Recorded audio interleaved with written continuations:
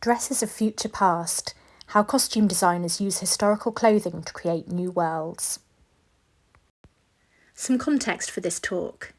This talk was originally given in 2016 at the Sci-Fi and Fantasy Convention 9 Worlds in London. As such, it does not include any films, television shows or cultural references from the intervening years. This talk was written for a general audience and is an overview of the topics presented only. Every topic featured warrants intensive and nuanced discussion. This recording is intended as a way of archiving an ephemeral piece of work. I'm going to talk about how designers create the future using our collective knowledge of historical dress and how they reflect contemporary trends. As well as talking about fabrics and styles, I'll be looking at the gendering of uniforms and how designers can hopefully use clothing inspiration from all over the world without falling into the trap of cultural appropriation. I'll also talk a bit about how our current perception of fashion changes the way we view a future that was conceived in the past, and how the past can affect current design, both on screen and in the real world. Booth Moore, the LA Times fashion critic, eloquently sums up the role of the costume designer, saying, quote, "Costume designers pull inspiration from the script and translate the director's vision. Their currency is truth and they set the stage. They build characters, creating a whole world of time and place in the hope that it looks effortless." End quote. It's a collaborative process.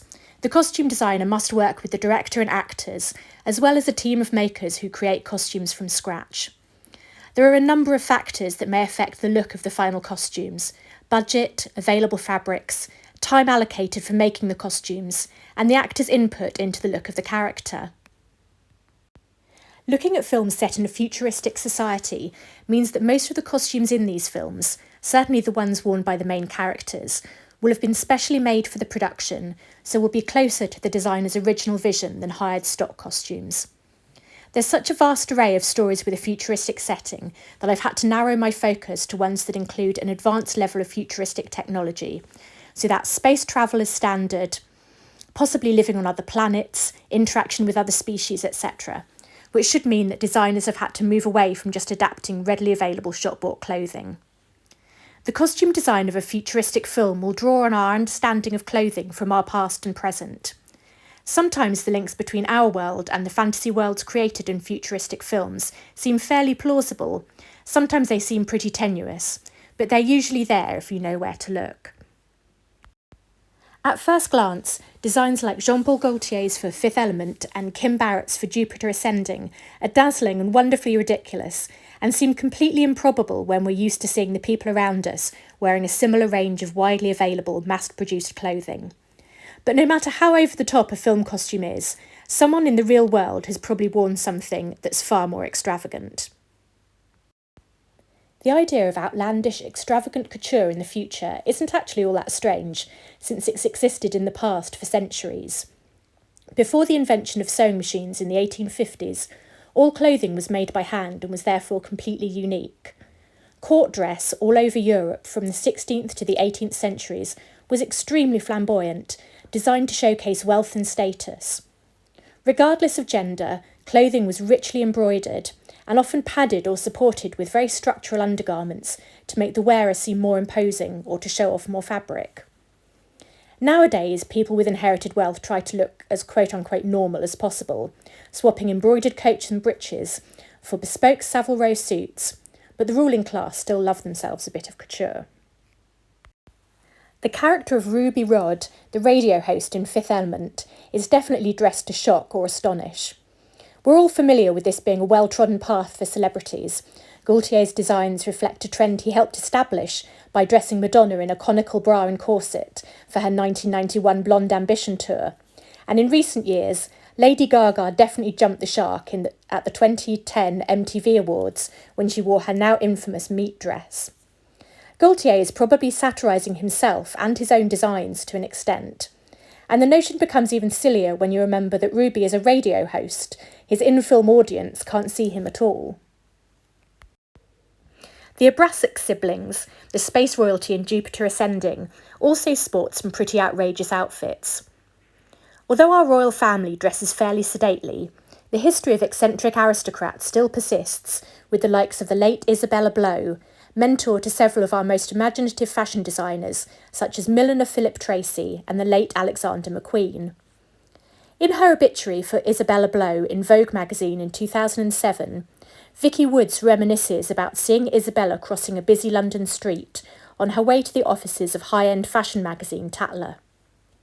She was dressed for work in a silk satin mini-crinny, Vivienne Westwood, knicker-length, hooped like a Bordello lampshade, and a white satin bra, Rigby and Peller.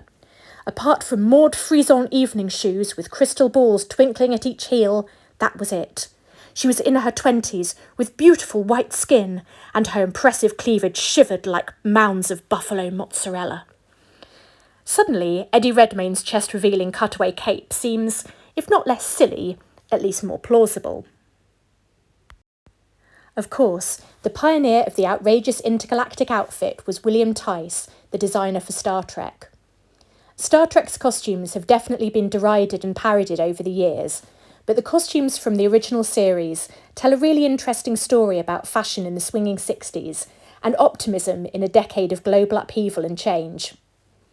Star Trek is justifiably hailed as revolutionary. At a time when the Cold War was at its peak, communism was feared and hated in the West, and the civil rights movement was fighting against segregation in the US. The cast comprised people from different races and backgrounds, working together in harmony. Gene Roddenberry had made a deliberate decision to demilitarise Starfleet, and the costumes reflect this. They have more in common with the cutting edge of fashion in the 60s than traditional military uniforms. Tice's costumes tie in with the way Star Trek happily presented a radical idea as established and normal in a future world. Mary Quant and Pierre Cardin both claim the invention of the miniskirt in the late 50s, but even by the mid-60s, Uhura's uniform wasn't just cool, but would also have been considered shocking. Miniskirts were described as, quote, frankly audacious and worn only by the audacious, end quote. Miniskirt wearers were even denied access to the royal enclosure at Ascot. In Star Trek's utopian future, Uhura wears her uniform without attracting sexist comments from her co-workers, which is sadly still a groundbreaking notion. Miniskirts are now so ubiquitous they've lost their shock value and have become a sort of visual shorthand for a woman who's more invested in her looks than her brains. This is quite obvious in some modern rom-coms. For example, Renée Zellweger's Bridget Jones is objectified and patronised by her creepy boss when she turns up to work in a short skirt. And Reese Witherspoon's Elle Woods in Legally Blonde has to fight to have her intellect recognised because none of her colleagues can see past her feminine clothes. I'm glad that Michael Kaplan, who designed the most recent Star Trek films, fought against these lazy stereotypes and kept Zoe Saldana's Uhura in a mini dress, because of course mini dresses are awesome, but also gave her some other outfits, because sadly mini dresses aren't ideal for everything. Back in the 60s, fashion became a major factor in breaking down visual class barriers. The same outfits worn by Gene Shrimpton and the Beatles could be worn by both young aristocrats and shop workers. Similarly, the Star Trek costumes are not easily identifiable by rank, as traditional uniforms would be. There's braid on the cuffs that signifies rank, which is the only real tie-in to military uniform. But it's not nearly as obvious on the small screen as the colour of the sweaters, which signify department. The quality of the costumes from the original series became something of a joke. Most famously, the velour for the sweaters was chosen because it looked good under stage lights, but it kept shrinking. But funnily enough, that ties in with another aspect of 60s clothing, and that's fast fashion. The explosion in the teenage market and the simplicity of the garments meant that plenty of high fashion garments were copied very quickly for the high street from inferior fabrics or with inferior production methods. Looking back, there is plenty of comedy in the costumes in Star Trek the original series, and plenty of casual sexism too, unfortunately. You might have heard about the Tice titillation theory, the idea that the sexiness of a costume is directly proportional to the possibility that it might fall off at any time. But Tice was also a smart costume designer who understood how to interpret fashion, even though creating it for strange new worlds and new civilizations meant that he sometimes went on odd flights of fancy. He says, quote, "Finding futuristic design is in large part a matter of understanding the history of design," end quote. His costume designs for the aliens on the planets visited by the Enterprise are a kaleidoscope of styles from many different time periods and from all over the world, often involving surprising fabric choices. Some of them are pretty interesting, some of them are kind of inappropriate for a variety of reasons, and some of them just defy all logic. But some of this description could also apply to Vogue magazine in the 1960s. For instance, Brian Duffy's photo story entitled 6 Characters in Search of 66 consists of the following characters: the Lady of Shalott, Sally Bowles, Ton Up or Rocker Girl, Russian Heroine, East Gone West, and Space Girl. Tice seemed to enjoy taking the popularity of the fashions of the mid-60s to their extremes. Mary Quant wanted, quote, relaxed clothes suited to the actions of normal life, end quote.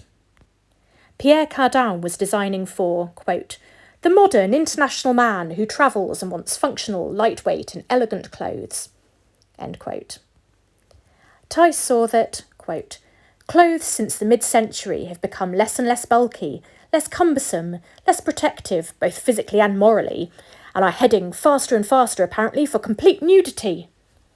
Maybe it got away from him a bit at the end there.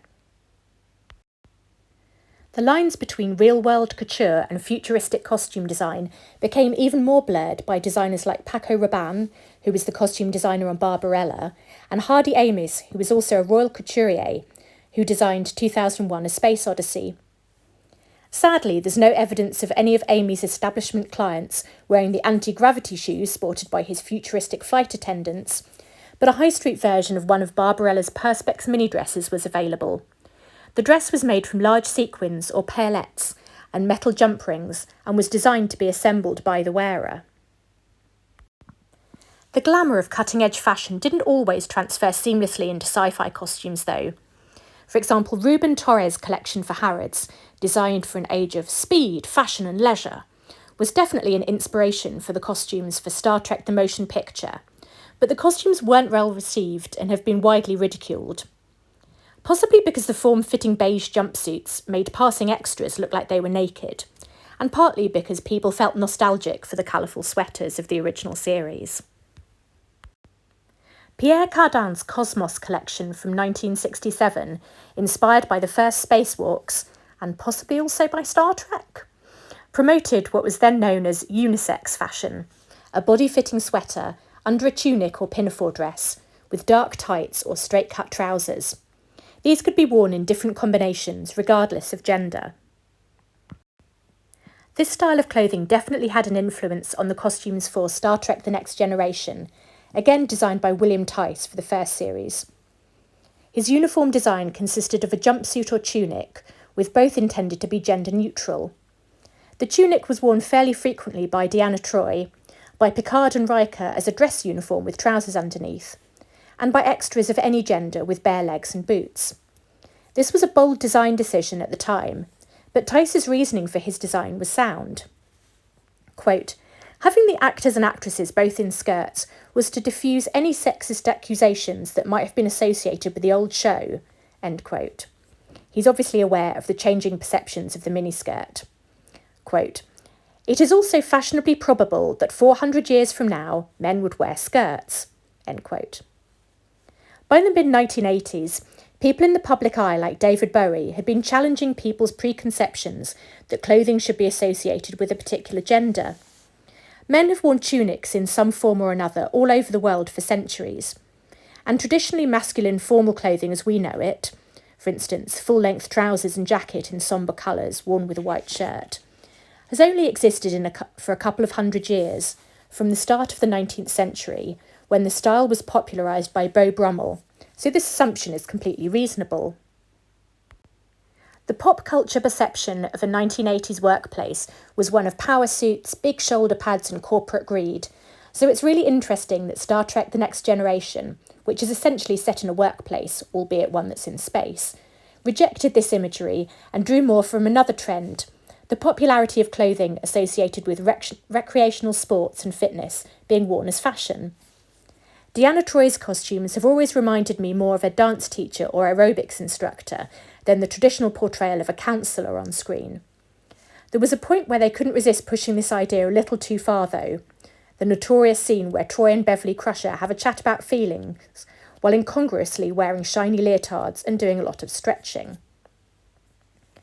While the original Star Trek style concepts were designed to be non-militaristic, one of the directors of the earlier films did request costumes that were more reminiscent of naval uniforms. Designer Robert Fletcher was asked by director Nicholas Meyer to think Horatio Hornblower in outer space. This seems to have been cheekily referenced in Generations, when the Next Generation crew were on the holodeck wearing very authentic replicas of 19th century naval uniforms. There are plenty of Next Generation episodes that take place on the holodeck, often in recognisable film genre settings like film noir, westerns, or a Sherlock Holmes mystery. On the surface, these look like just an excuse to dress up, but they also function as a way to reveal different things about the characters by dropping them into an alternate reality, although it turns out to be one that we all know the tropes for. Other sci-fi films have used our knowledge of other film genres in their design concepts to convey a particular version of the future. Probably the example that springs to mind first of all is Blade Runner. Set in a dystopian future that's alarmingly close, it's set in 2019. Designer Michael Kaplan makes use of 1940s design details to draw attention to the fact that Blade Runner is a film noir detective story as much as it is sci-fi. Harrison Ford's costume, the overcoat with the oversized raised collar, suggests the visual trope of the hard-bitten detective turning his collar up against the rain. Similarly, the exaggerated coat collars worn by Mary Sean Young as Rachel suggest the face-framing fur stoles worn by screen sirens in Hollywood's golden age. Her costume's hair and makeup are an interesting blend of vintage styles, like her victory rolled hair, and updates like bigger shoulder pads and glossy rather than matte lipstick to make her look appear more stylish to a 1980s audience. Another film with futuristic film noir styling is Gattaca. The story is set in a future dystopia where space travel is corporate business, and the only people who are allowed top jobs must be genetically perfect and created rather than naturally born. It draws on costume inspiration from a similar time period to create a film that's also more of a thriller than a space epic. Although the film's look is very different, Blade Runner's world is cyberpunk while Gattaca's is modernist, Colleen Atwood's costume design suggests the Depression era of the 1930s, with the characters wearing double-breasted suits, shirts with long collar points, and all the costumes are made from natural fibres. The detectives in the film are also dressed in the film noir PI uniform of fedora and trench coat. Star Wars technically isn't a futuristic version of our own world, but the costumes are so iconic and draw on so many real-world influences that it's still important to talk about. John Mollo, the designer for A New Hope and The Empire Strikes Back, was given strict instructions by George Lucas. Quote, he strongly believed that the costumes should be real clothes and that if they were noticed too much, they would distract the attention of the audience. End quote. Mollo put his extensive knowledge of military uniform to good use, using visual language that the audience would understand.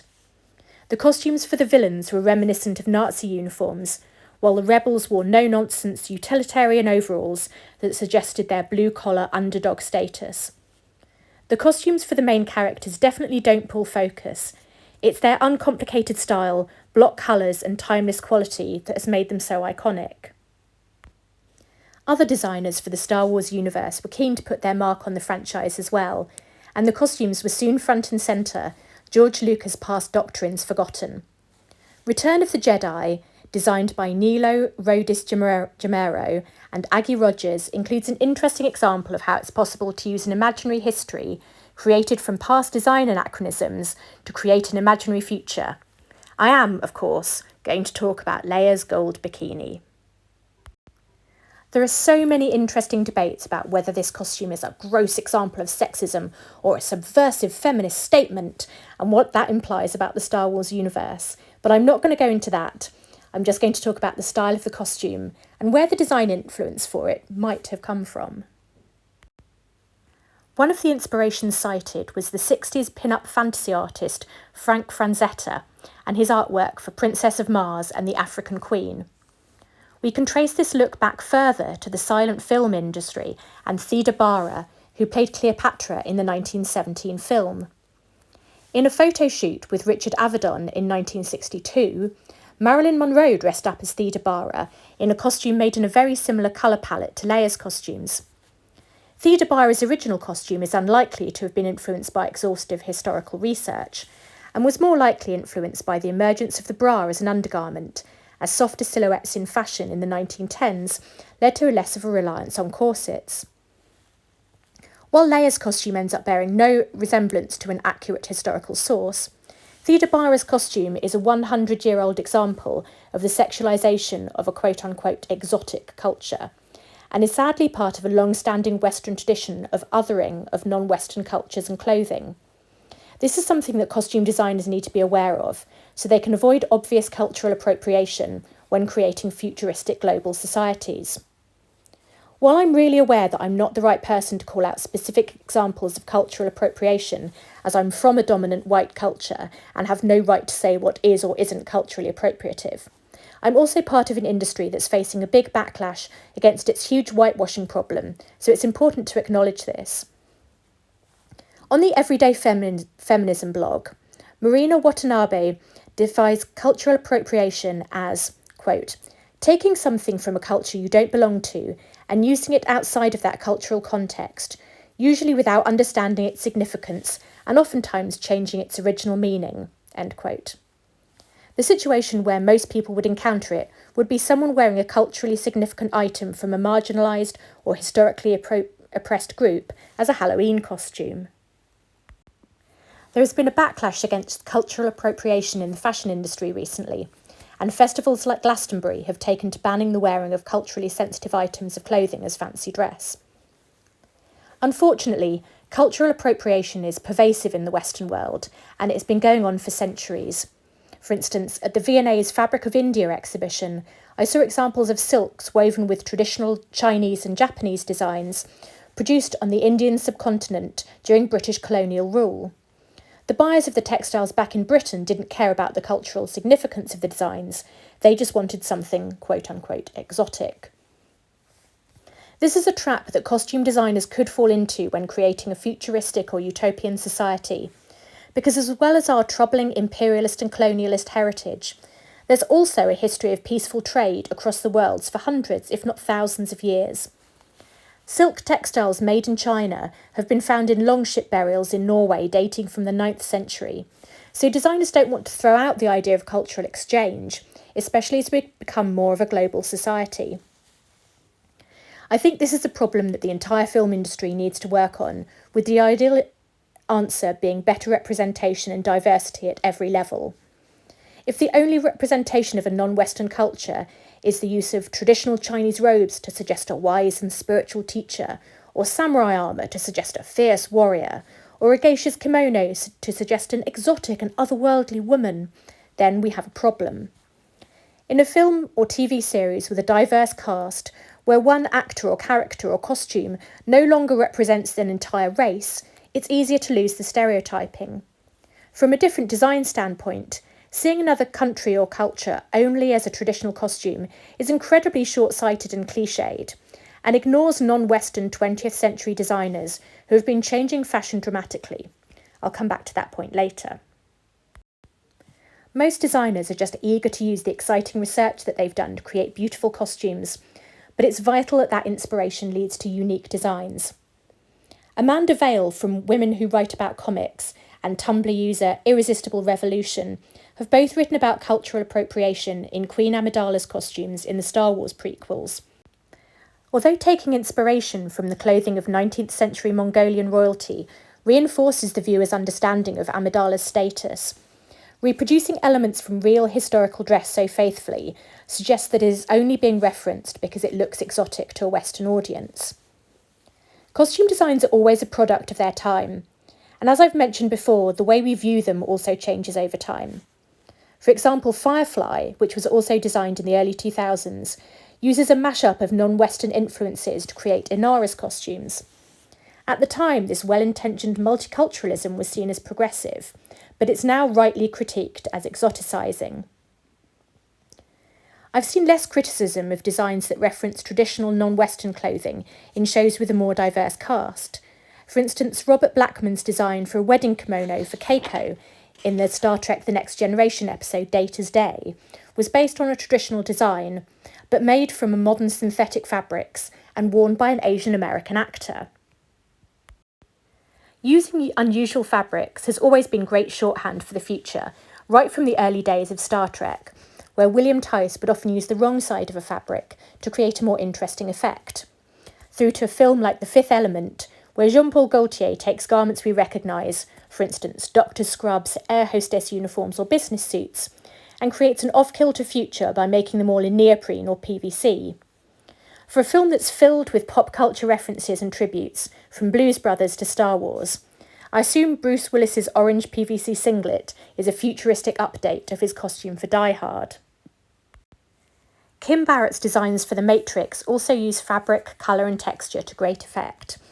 The glistening monochrome costumes of Neo, Trinity and Morpheus make them seem hyper-real and otherworldly when we see them against the backdrop of the people trapped in the Matrix, dressed in a palette of greys and browns.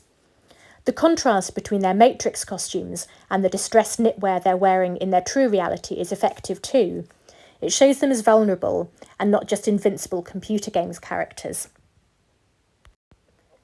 The sort of fabrics that were fashionable at the time a film was being made often have a big effect on costume design, even if the film's set in the future. For instance, the synthetic fabrics that were often byproducts of industrial experimentation during the space race in the 60s were the obvious choice for the costumes for Star Trek and films like 2001: A Space Odyssey. In a decade where future innovation drove design, traditional fabrics looked old-fashioned and drab. By the 70s, environmental concerns over pollution and the waste generated by this consumerism, as well as a rise in oil prices, meant that fashion began to favour natural fabrics again. The costumes in sci-fi films around this time, like John Mollo's designs for Star Wars and Alien, have a palette of earthy, muted tones and a well-worn, lived-in look, contrasting sharply with the vibrant colours and bold silhouettes of the 60s. Interestingly, both the costume designs for Star Trek and Star Wars avoided the use of contemporary clothing fastenings, such as zips and buttons. Michael Kaplan even kept up the trend in his designs for the Star Trek reboot, saying, quote, "It helps transport you from our own world," end quote. In the 80s, the emergence of subculture trends like goths, new romantics and cyberpunk start to populate the background of sci-fi films, but real futuristic fashion was being created in Japan. Designers like Yohji Yamamoto and Rei Kawakubo of Comme des Garçons worked with textile manufacturers to develop new fabrics that would allow them to create clothes that did away with traditional Western methods of cutting, shaping and fastening. The first clothing shown by Japanese designers at Paris Fashion Week in 1981 was described as, quote, "a combination of art and science far removed from couture and social status." End. The unstructured designs were enhanced by state-of-the-art microfiber technology, which has been adopted by high-performance sportswear manufacturers, but still isn't in common usage. The predictions were that we'd move towards more of this new Japanese designer-led style of dressing, with more gender-neutral and multi-seasonal clothes, that could not only reflect your personality, but enhance your life. The outer layers of your outfit would keep you safe, and inner layers could be infused with anything from perfume to medication. Sadly, this futuristic vision was derailed by the fashion industry itself, which realised that we'd buy far less clothes if they were designed with longevity in mind. So on the high street, at least, they switched to the current model of low-cost, high-turnover, throwaway fashion. Thanks, late capitalism. However, one piece of costume that hasn't changed much in 50 years is the spacesuit. In the real world, it isn't just an item of clothing, it's a vital piece of life-sustaining equipment, which almost needs to function as a miniature spaceship on spacewalks. As it is human-shaped, with a clear visor in the helmet, it's a logical design for costume designers to replicate, often with a few modifications to make it more streamlined or less cumbersome to wear. Funnily enough, the original spacesuits worn in Star Trek were pared down to look less unwieldy, but the actors had problems working in them. They were hot, difficult to breathe in, and the visibility from the visors wasn't great. For later films and shows, the suits were reworked, eventually incorporating cooling systems and lights, returning to more of the high-tech functions of a real spacesuit. The first actual spacesuits were adapted from high-altitude flying suits and were made by Zvezda in Russia.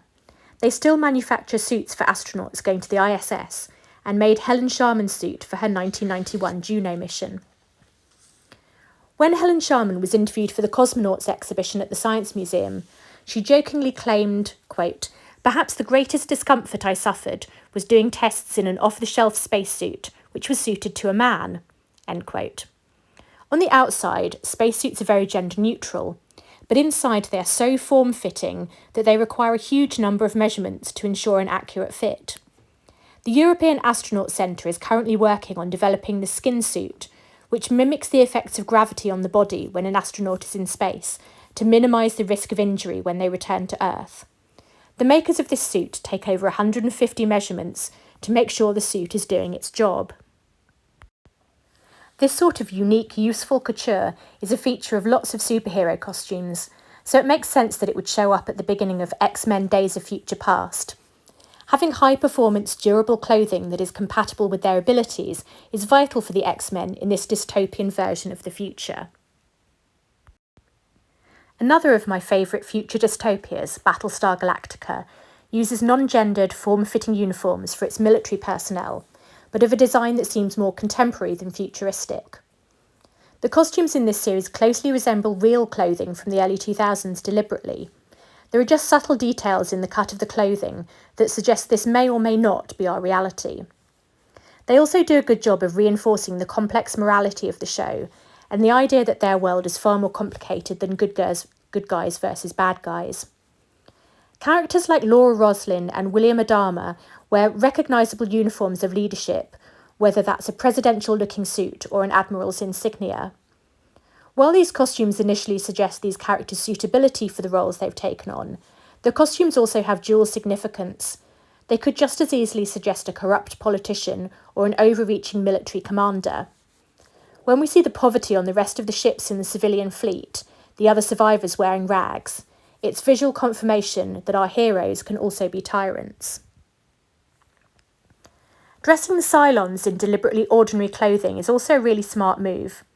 The main plot point that the Cylons look just like humans ties into the Western post-9/11 paranoia that we're at war with an enemy we created ourselves but can't specifically identify. It also makes it impossible for the audience to see them as other, so our sympathies aren't always with our fellow humans. Lastly, it's a sort of brilliant tie-in to the final twist and the way the series comes full circle, that their clothing wouldn't look out of place on any street in a major city. So what will the future look like in the future? Michael Kaplan's designs for the Star Trek film reboots have updated the original costumes using high-tech looking microfibers, and he's deliberately designed contemporary fashion for the civilian populations of different worlds, rather than riffing on historical clothing. Elsewhere, we have designers taking the science aspect of sci-fi very seriously, designing practical-looking spacesuits for Interstellar and The Martian. And then we have the leather jacket-wearing dragon lizards of Jupiter Ascending. At the same time, it seems like real-world couture fashion can't make up its mind whether to take the future seriously or just to get involved in some Star Trek, the original series cosplay. The theme for the 2016 Met Ball was Manus Ex Machina, Fashion in an Age of Technology. The exhibition itself looks at the ways the industry is combining traditional techniques with modern technology, but the red carpet featured more sci-fi anachronism than inventive couture. Susie Menkes, writing for Vogue, remarked that, quote, "The contrast between the graceful, almost sculptural exhibits and the celebrity vision of what futurism means in clothing was dramatic, predictable, and sometimes ridiculous." Meanwhile, the sci-fi costumes of imagined futures past are affecting our wardrobes in more subtle ways. Although traditional workplaces still enforce dress codes, relaxed working environments have given rise to a self-imposed dress code, one which involves comfortable, easy-to-wear clothing that people can wear for everything to compensate for their lack of work-life balance. The portmanteau term for the style is athleisure, and the look is usually characterised by black stretch yoga pants and a statement sweatshirt. That sounds a lot like a Star Trek uniform to me. In a futuristic costume design utopia, I'd wish for more non-gendered but well-fitting clothing, a better understanding of cultural appropriation and strenuous attempts to avoid it, and a more creative and environmentally sensitive use of fabrics. But I'm probably just going to have to settle for some self-tying sneakers. Thank you for listening.